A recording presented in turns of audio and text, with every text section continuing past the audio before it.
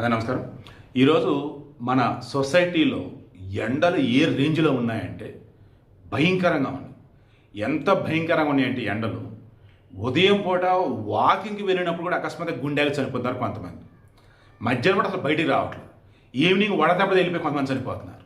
పాపం కుర్చీ తాత అలియాస్ మహమ్మద్ పాషా, అతను మొన్న మధ్య చనిపోయాడని చెప్పేసి పుకార్లు తెగబుట్టించారు, నానా ఇది చేశారు.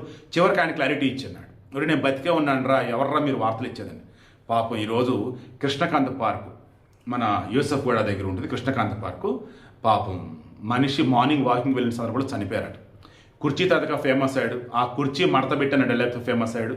నానా రకాలుగా ఆయన సెలబ్రిటీని చేశారు. బట్ వచ్చిన డబ్బుని మరి ఆయన మిస్యూజ్ చేసుకున్నాడా లేదా ఆయనకి యాత్ర అంటే అడుక్కోవటమే తెలుసు కాబట్టి ఇంకా అలాగే బతికాడా, I don't know.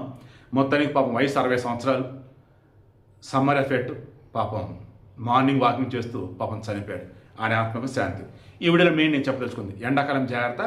And celebrity status రాగానే వీలైతే రూపాయి వెనకేసుకొని ట్రై చేయండి తప్ప పిచ్చి పిచ్చి ఎవరు పడితే వాళ్ళకి మాత్రం మీరు బలి కాకండి ప్లీజ్.